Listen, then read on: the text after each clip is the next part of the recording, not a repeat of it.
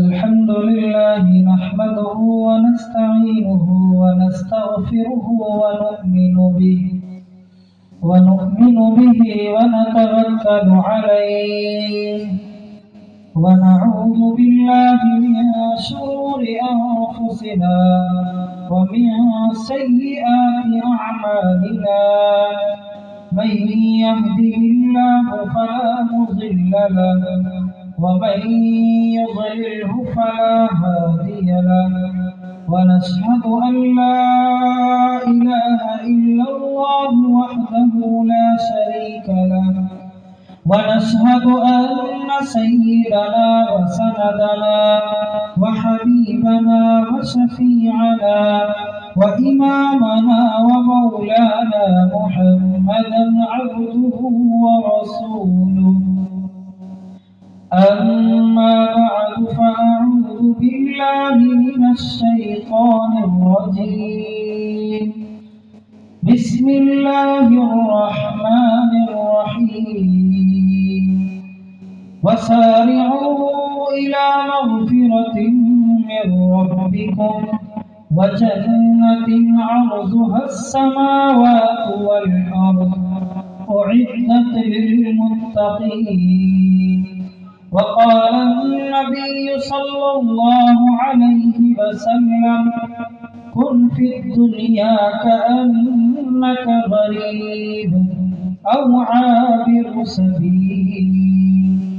صدق الله مولانا العظيم وبلغنا رسوله النبي الكريم ونحن على ذلك لمن الشاهدين والشاكرين والحمد لله رب العالمين. اللهم صل على سيدنا محمد وعلى آل سيدنا محمد وبارك وسلم. اللهم صل على سيدنا محمد وعلى آل سيدنا محمد وبارك وسلم. لاکھوں سلام اس آقا پر، بت لاکھوں جس نے توڑ دیے. لاکھوں سلام اس آقا پر، بت لاکھوں جس نے توڑ دیے. دنیا کو دیا پیغام سکون، انسانوں کے رخ موڑ دیے. اس رحمت عالم نے جاوید کیا کیا نہ دیا انسانوں کو. دستور دیا، منشور دیا، کئی راہیں دی، کئی موڑ دیے. زندگی میں قدم قدم پر تیری رضا کی تلاش ہے. تیرے عشق میں اے میرے خدا مجھے انتہا کی تلاش ہے. میں گناہوں میں ہوں ڈوبا ہوا، میں زمین پہ ہوں گرا ہوا. جو مجھے گناہوں سے نجات دے، مجھے اس دعا کی تلاش ہے. میں نے جو کیا وہ برا کیا، میں نے خود کو خود ہی تباہ کیا. جو تجھے پسند ہو اے میرے خدا مجھے اس ادا کی تلاش ہے. معزز و مؤقر سامعین اعظام، اسٹیج پر رونق افروز علماء اعظام، اس ادارے کے روح رواں محتمم ہمارے بڑے کرم فرما حضرت اقدس حافظ محمد جلال الدین صاحب سیفی دامت برکاتہم، اسی طرح ان کے صاحبزادے محترم حضرت مولانا محمد عمر صاحب دامت برکاتہم، اور اس ادارے کے اہم مدرس بہت سارے حفاظ اور علماء کے استاد حضرت حافظ محمد عمر صاحب، جو بڑی محنت سے آپ کے بچوں کو پڑھاتے ہیں اور آپ کے لیے اس مدرسے میں رہ کر انہوں نے حافظ قرآن تیار کیے ہیں. اور ابھی پتہ چلا ہے کہ ایک حافظ بچہ جس کا نام ابو الکلام ہے، اس نے پورا قرآن کریم ایک نشست میں ایک جگہ بیٹھ کر الحمدللہ پورا قرآن سنایا ہے۔ یہ آپ کے لیے بڑی خوشی کی بات ہے کہ آپ کا مدرسہ، آپ کا ادارہ ایسے ایسے حفاظ اور ایسے ایسے طلبہ تیار کر رہا ہے جو ایک نشست میں بیٹھ کر اللہ کے اس کلام کو سناتے ہیں، جو قرآن اتنا مضبوط اور طاقتور کلام ہے جس کے بارے میں رب کائنات نے فرمایا اِنَّا عَرَضْنَا الْأَمَانَةَ عَلَى السَّمَاوَاتِ وَالْأَرْضِ۔ اور لوگو، یہ قرآن ایسا مضبوط ہے، ایسا طاقتور ہے، ہم نے اس قرآن کو آسمان پر نازل کرنا چاہا، لیکن آسمان نے اس قرآن کی عظمت کے بوجھ کو اٹھانے سے انکار کر دیا۔ ہم نے اس قرآن کو زمین پر نازل کرنا چاہا، لیکن زمین نے اس قرآن کی عظمت کے بوجھ کو اٹھانے سے انکار کر دیا۔ ہم نے اس قرآن کو دنیا کی طاقتور چیز پہاڑوں پر نازل کرنا چاہا، فَأَبَيْنَ أَن يَحْمِلْنَهَا، لیکن دنیا کی طاقتور چیز پہاڑ نے بھی اس قرآن کی عظمت کے بوجھ کو اٹھانے سے انکار کر دیا۔ ماشاءاللہ آپ کے مدرسے نے ایسے ایسے حافظ تیار کیے ہیں جس سے پتہ چلتا ہے آپ کا ادارہ، آپ کا مدرسہ، آپ کی یہ تعلیمی اور دینی درسگاہ دن بدن ترقی کی طرف رواں اور گواں ہیں، اور اس مدارس کی چٹائی پر بیٹھ کر پڑھنے والے طلباء، معصوم بچے رات کے اندھیرے میں جبکہ معراج جس وقت جس لمحہ ہم اپنے نرم بستروں پر سوتے ہیں، ہم اپنے نرم گدوں پر آرام کرتے ہیں، یہ مدارس میں پڑھنے والے طلباء صبح سویرے اٹھتے ہیں، وضو کرتے ہیں، اللہ کے اس قرآن کو اٹھاتے ہیں۔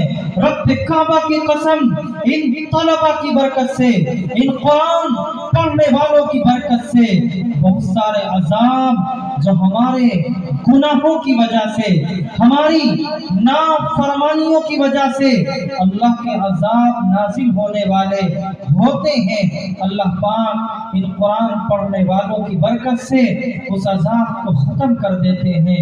میرے بھائیوں، بہت دیر سے ہمارے درمیان نقیب اجلاس حضرت مفتی زبیر صاحب دامت برکاتہم، جو آپ کی محبت میں بہار سے تشریف لائے ہیں، اس وقت حضرت والا وہی ہیں، لیکن آپ کی محبت میں یہاں تشریف لائے ہیں، آپ کو دین کا پیغام سنا رہے ہیں۔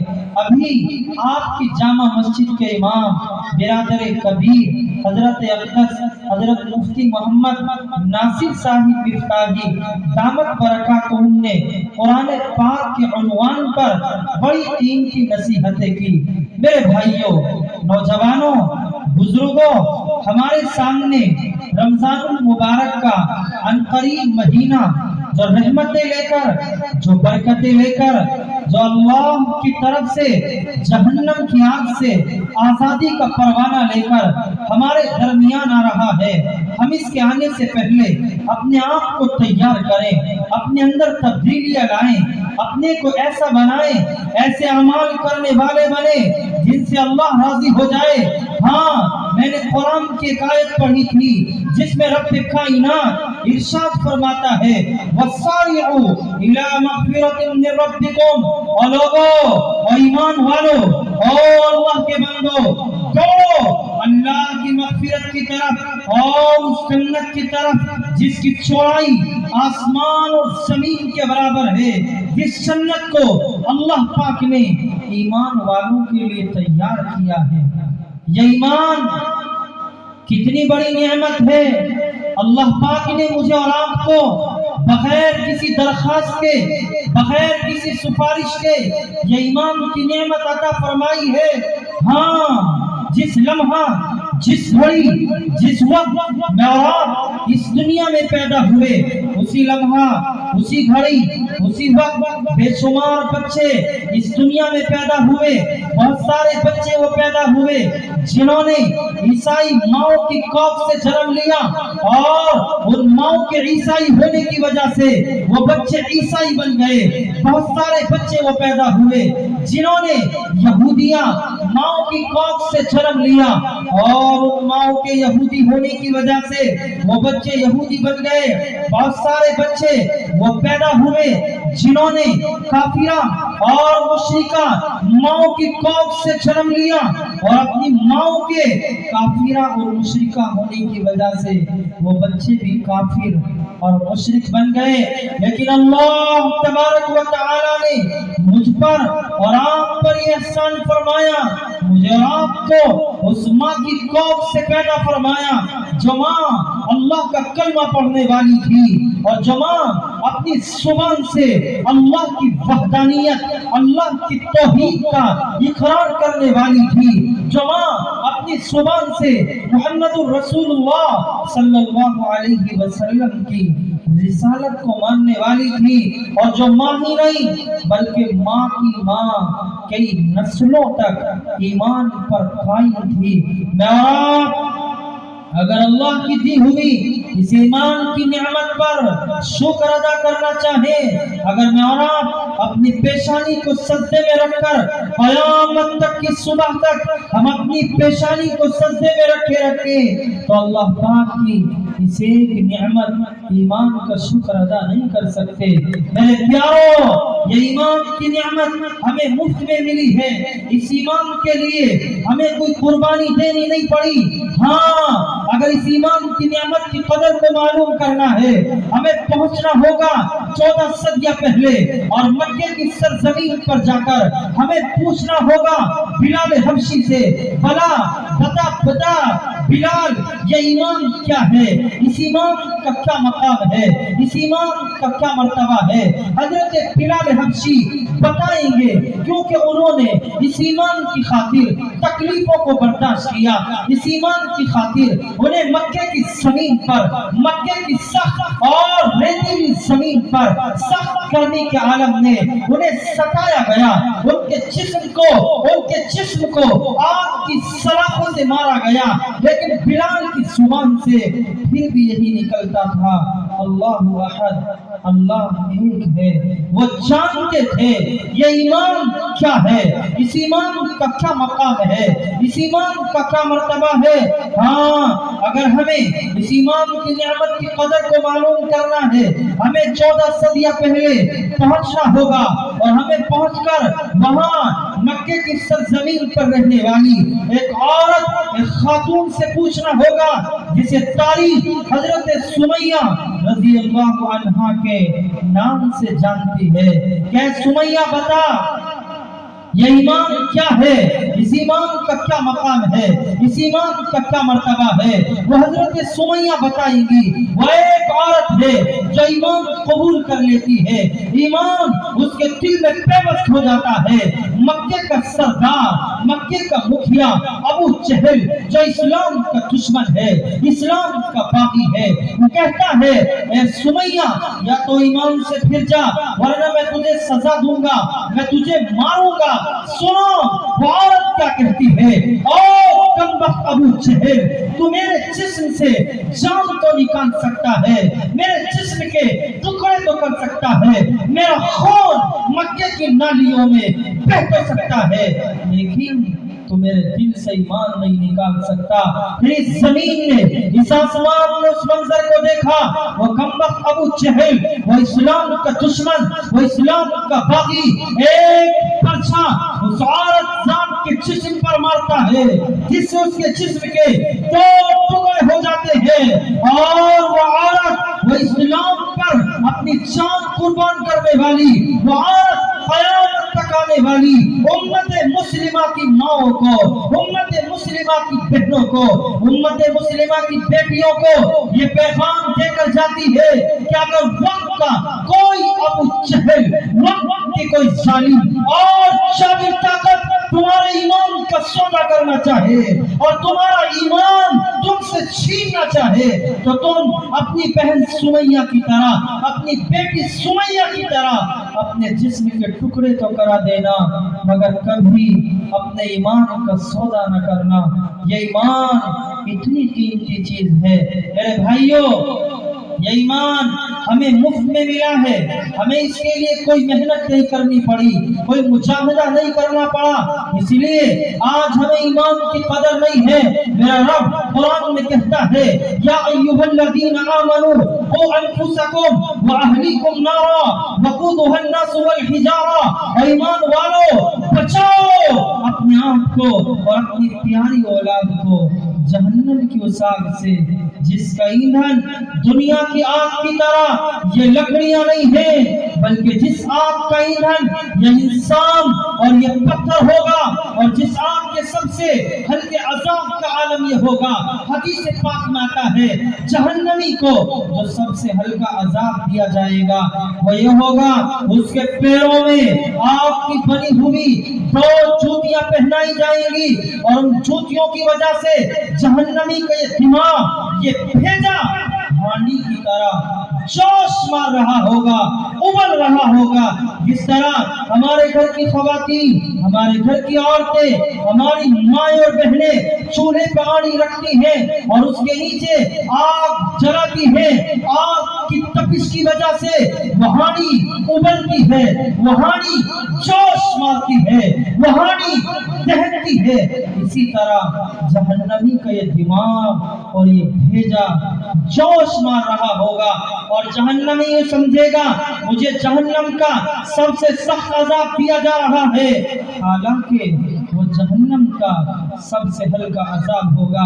امام اعظم ابو حنیفہ علیہ الرحمہ جب کسی لوہار کے پاس سے گزرتے اور آپ دیکھتے ایک لوہار اپنی بھٹی میں لوہا ڈالتا ہے اور لوہے کو وہ آگ جلا دیتی ہے, امام اعظم ابو حنیفہ علیہ الرحمہ رونے لگ جاتے, تڑپنے لگ جاتے اور کہتے ہائے, جب یہ دنیا کی آگ لوہے جیسی مضبوط اور طاقتور چیز کو جلا دیتی ہے تو جہنم کے عذاب کا کیا عالم ہوگا. میرے بھائیوں, میرا آپ کا رب ہمیں قرآن میں آواز دے رہا ہے اور ایمان والو بچا لو اپنے آپ کو. ہاں میرے بھائیوں, یہ دنیا کی مختصر سی زندگی, حدیث میں آتا ہے اللہ پاک نے مجھے اور آپ کو یہ مختصر سی زندگی دی ہے. الدنیا مزرعۃ الآخرہ, یہ دنیا آخرت کی کھیتی ہے. ہم جیسا یہاں عمل کریں گے ایسا ہی وہاں ہمیں اجر ملے گا. آنے والا رمضان ہمارے سامنے آ رہا ہے, ہو سکتا ہے یہ ہماری زندگی کا آخری رمضان ہو. ہاں گزشتہ رمضان میں اور ہمارے بہت سارے دوست احباب ملنے والے, ہمارے تعلق رکھنے والے ایسے تھے جو اس دنیا میں موجود تھے, لیکن آج وہ اس دنیا میں موجود نہیں ہے.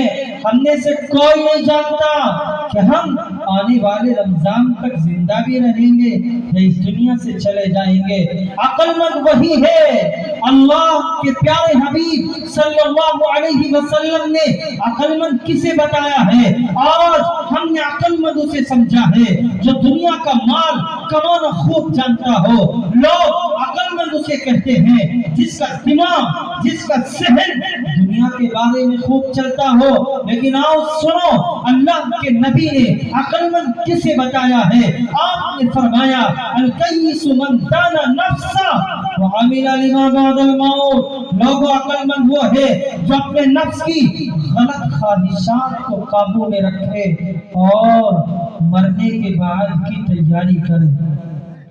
میرے پیارے نوجوانوں, آج اللہ پاک نے ہمیں یہ جوانی دی ہے, یہ طاقت دی ہے, یہ قوت دی ہے. ہاں اس جوانی کی عبادت اللہ کو بڑی پسند ہے. آج جس نوجوان کو مسجد میں ہونا چاہیے تھا, جو نوجوان جس جوان کی طرف اللہ رحمت اور محبت کی نظر سے دیکھتا ہے, آج یہ نوجوان اپنی اس جوانی کو گناہوں میں برباد کرتا ہے.